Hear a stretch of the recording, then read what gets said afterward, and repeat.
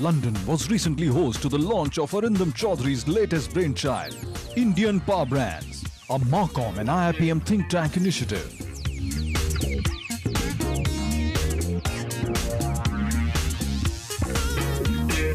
Indian Power Brands is a salutation to all the companies and brands which are putting India to the world map.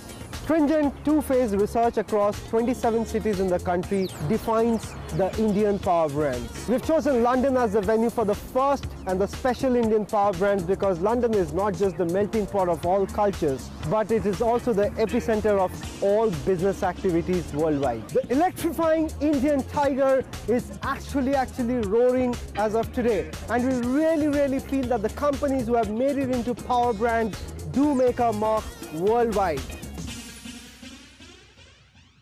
This is the session on the topic India Rising. As you all know, India is the 7th largest country by geographical size, the 2nd largest country by population. It's the biggest democracy in the world. It's the 9th biggest country in terms of nominal GDP and the 4th largest country in terms of purchasing power parity. On this planet, if there is any place where there is potential for growth, it is India.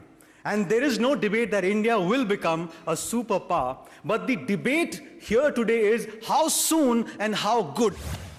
India Rising means that we redefine our poverty line to a respectable level so that we do not keep people destitute and call them poor and say that only 26% live below poverty line. India Rising is a dream where we have a poverty line where we accept that today 60% of India lives below that respectable poverty line. We have a vision that in 15 years' time, there would be maybe just 10% or less than that living below poverty line, like in China today is. In one stroke, they redefined their poverty line last week by 3 times, and they have about 10% living below poverty line. For me, India Rising is a dream where, in a little longer run, when I am driving on the streets of Delhi, I should see, like the way I see in South Korea, 49 out of the 50 cars on the roads are Korean cars. Not because they are overtly patriotic, not because they're compromising on quality, but because they look wonderful,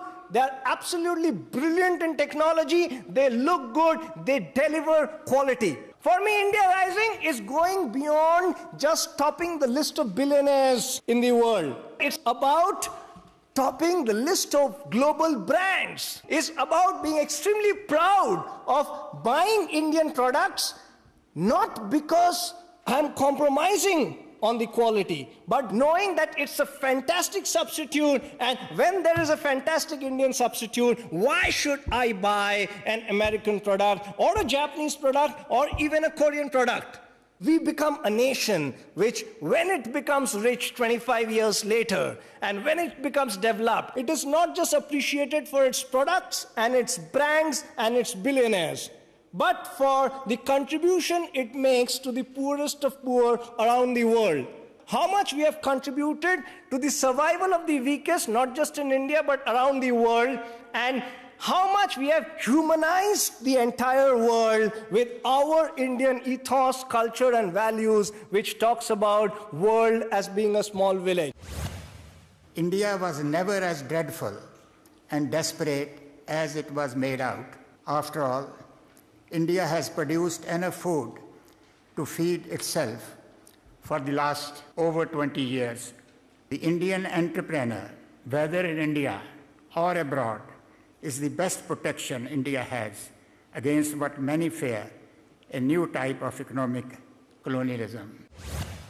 India has the potential to emerge as the 5th largest consumer market in 2025.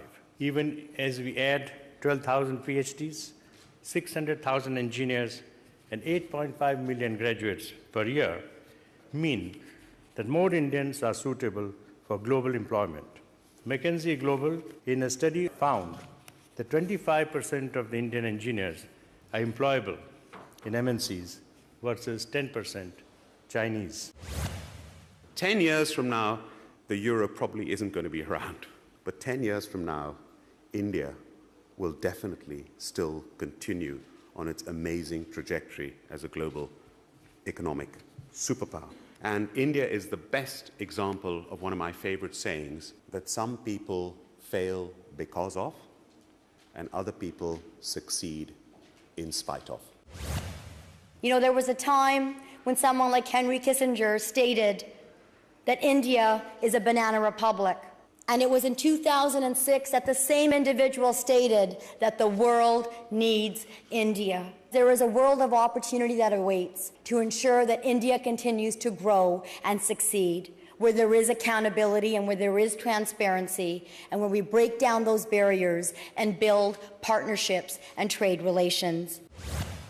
We became a part of a presidential campaign in the United States. At that time, the BPO industry was worth less than 400,000 people, purely because of what could happen, because what the Indian mind and the Indian capability could bring to the party. So as India goes from 50 billion to 250 billion on BPO and IT industry, the opportunity of participating in India Rising is huge. There's all sorts of drama made about communalism versus secularism and so on. I think these are all fake issues. India needs a consensual politics, but a consensual government of the national parties. I do believe, and I long ago argued this, only we had Congress and BJP in a super coalition ruling the country, I think India could solve a lot of its problems. India Rising session was followed by Power Brands Corporate Leadership Awards and Marketing and Communication Awards.